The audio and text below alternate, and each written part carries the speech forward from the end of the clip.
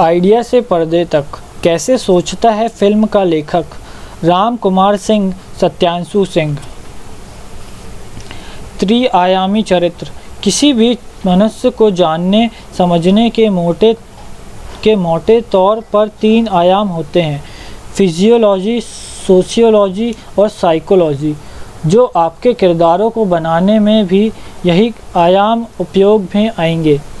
Physiology यानी शारीरिक बनावट, आपका किरदार जिस्मानी तौर पर कैसा दिखता है, उसका लिंग और उम्र क्या है, वह लंबा है या बौना है, मोटा है कि दुबला है, वह समक्ष है कि विकलांग है, वह गोरा है कि काला है, उसकी आँखों और उसके बालों का रंग क्या है, उसकी आवाज़ कैसी है, वो कैसे बात करता है, उसकी चाल ढाल कैसी है, उसकी मुद्राएं कैसी है,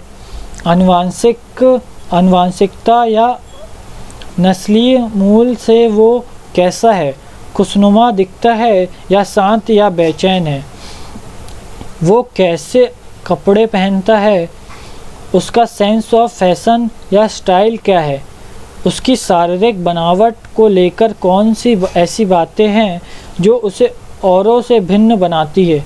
शरीर से जुड़ी हर खासियत किरदार का व्यवहार और चाल ढाल तय करती है। हर एक शारीरिक क्षमता या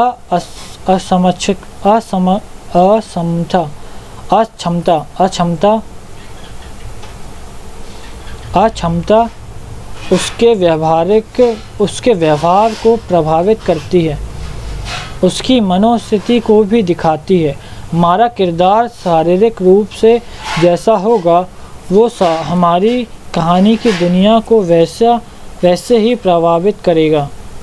जिस लेखक को अपने आसपास के लोगों की मनोदशा जितने अच्छे से पता होगी, जो मानव मस्तिष्क की जटिलताओं को जितनी बारीकी से समझता होगा, उस लेखक में अपने किरदारों को समझने की संभावना उतनी ज़्यादा अच्छी होगी। दूसरा, सोशियोलॉजी यानी घर समाज में उसका स्थान।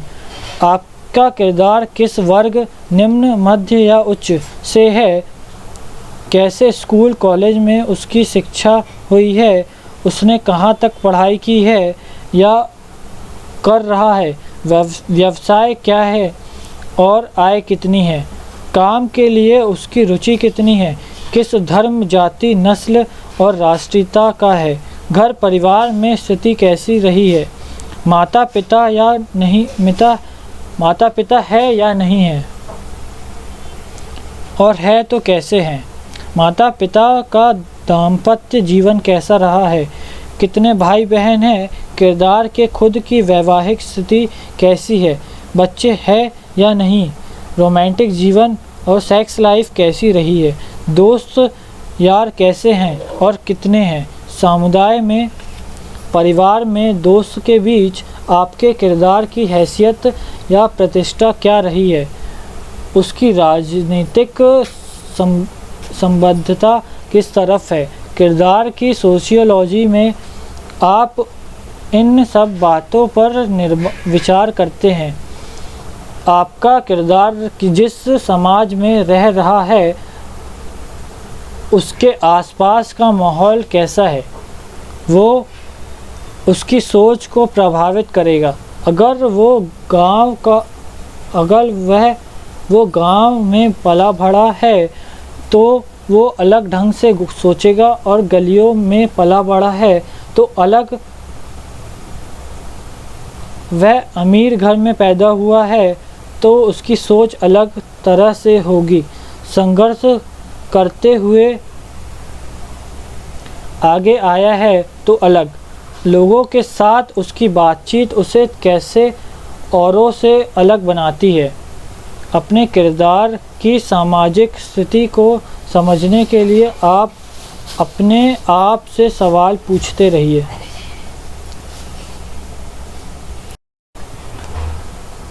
लोगों के साथ उसकी बातचीत उसे कैसे औरों से अलग बनाती है। अपने किरदारों की सामाजिक स्थिति को समझने के लिए आप अपने आप से सवाल पूछते रहिए। तीसरा, साइकोलॉजी यानी मनोदशा। शारीरिक और सामाजिक रूप से किरदार को देखना ज़्यादा मुश्किल नहीं है, बस सवालों के जवाब ढूंढने हैं जिसमें मेहनत लगती है। मगर किरदार की मनोदशा समझना जटिल काम है।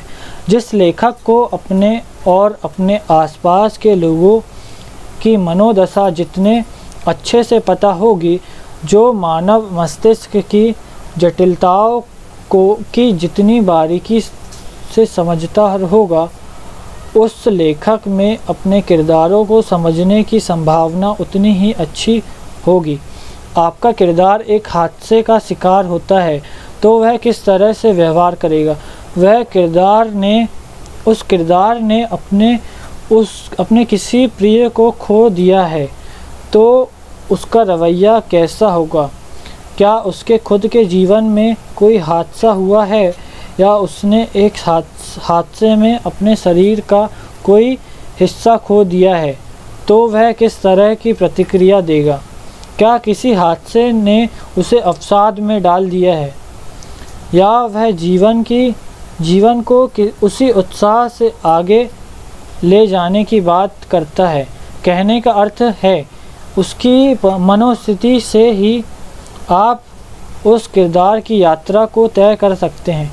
जहां महज सवाल दुर्घटना का ही नहीं है, रिश्तों को लेकर भी उसका अपना मनोविज्ञान हो सकता है। वो अपने माँ बाप के रिश्ते से प्रभावित हो सकता है और किसी घटना से भी। बचपन में माँ बाप, बड़े बुजुर्ग, शिक्षक वगैरह ने उसे कैसे संदेश दिए हैं, क्या करो और क्या ना करो, कैसा बनो और कैसा ना बनो, ये संदेश अवचेतन मन से भी भेजे और ग्रहण किए जाते हैं। इनका असर किसी भी तरह का हो सकता है। अगर किरदार ने बचपन में पिता को खूब मेहनत करके भी साधारण जीवन जीते हुए देखा तो ये हो सकता है कि बड़ा होने पर उसका ईमानदारी और मेहनत से विश्वास उठ जाए। मगर ऐसा भी हो सकता है कि वो अपने पिता से भी ज़्यादा ईमानदार और मेहनती बन जाए।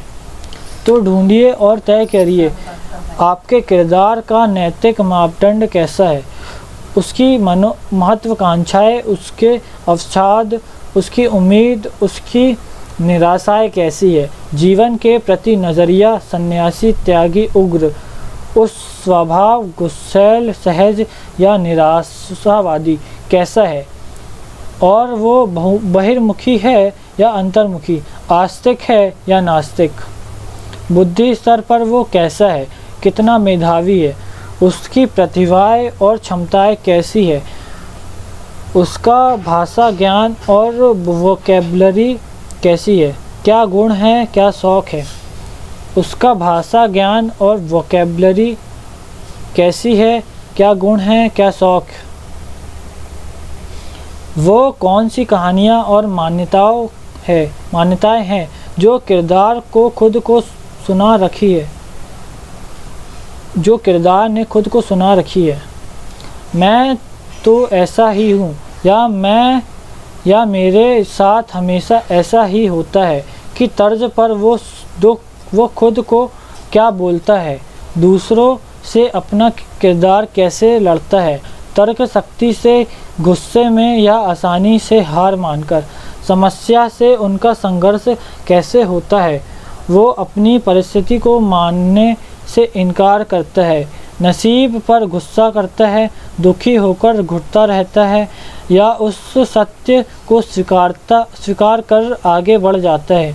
वो प्रेम की अभिव्यक्ति कैसे करता है? दुलार पुचकार से, मीठी मीठी बातों से, उपहार देकर या प्रियजनों की सेवा करके? कौन सी स्मृतियाँ हाथ से डर और बंदिशें हैं जिनसे आपका किरदार आज भी प्रभावित है? उसके अंधविश्वास क्या है? कोई लत है तो क्या है और वह उसे कितना प्रभावित करती है? सफाई को लेकर असामान्य रूप से परेशान कर रहता है या अपने शरीर को लेकर कौन से ऐसे राज उसने सीने में दफन है जो वो किसी को नहीं बताता, अपने सबसे करीबी लोगों को भी नहीं। कौन सी दो बातें हैं एक दूसरे से बिल्कुल विरोधाभास लिए हुए एक साथ आपके किरदार में बसती है। राष्ट्रपिता महात्मा गांधी का संबंध अपने दो बेटे से कैसा था हम जानते हैं।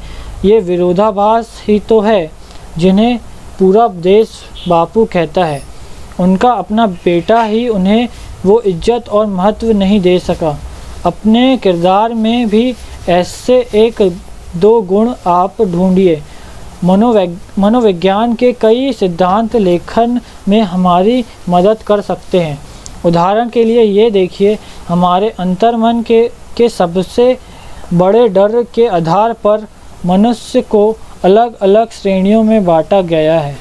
खुद से पूछिए, आपके लिए क्या सबसे बड़ा डर ये है कि आर्थिक सामाजिक दृष्टि से सफल रह गए या ये कि आप अपने क्षेत्र में निपुणता नहीं हासिल कर सके।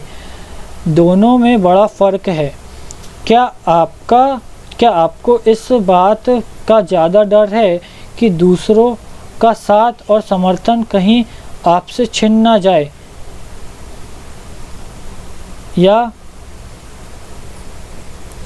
इस बात का कि आपको अपनी ज़िंदगी जीने की आज़ादी नहीं मिली, आपके प्यार के बदले लोग आपसे प्यार ना करें, ये डर आपको ज़्यादा सताता है, या ज़िंदगी में आपका मकसद ढूंढे बिना आप चल बसे ये डर, या आपको ये डर है कि कुछ अनुभव करना छूट ना जाए और इसलिए आप सही गलत हर अनुभव के पीछे दौड़ पड़ते हैं।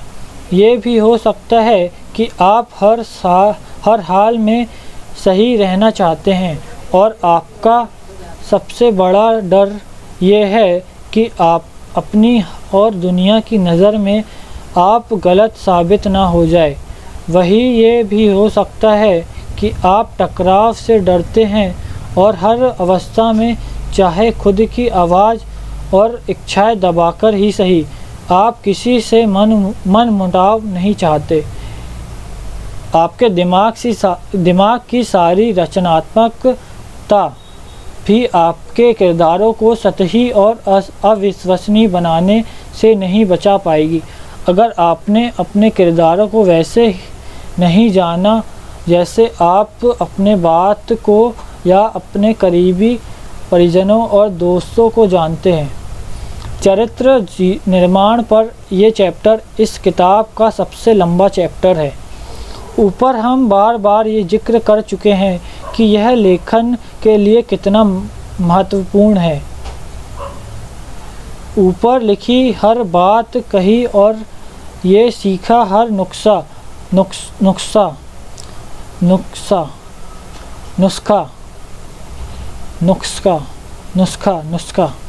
और आपके दिमाग की सारी रचनात्मकता भी आपके किरदार को सतही और अविश्वसनीय बनाने से नहीं बचा पाएंगे। अगर आपने अपने किरदारों को वैसे नहीं जाना जैसे आप अपने आप को या अपने करीबी परिजनों और दोस्तों को जानते हैं। किरदारों पर काम करने के बाद जब आप आगे बढ़े, कहानी का निर्माण करें या अपनी पटकथा लिखें तो आपको ऐसा लगना चाहिए जैसे इन किरदारों के साथ आप 1-2 महीने की छुट्टी बिताकर आए हैं। हर परिस्थिति में हर किरदार की प्रतिक्रिया का आप अनुमान लगा सके, उनका एक दूसरे के साथ संबंध, उनके झगड़े, उनका प्रेम, उनकी आशा निराशा, सुख दुख, आपको सब पता हो। भले ही उसका इस्तेमाल आप अपनी पटकथा में ज़रूरत के हिसाब से कर रहे हो।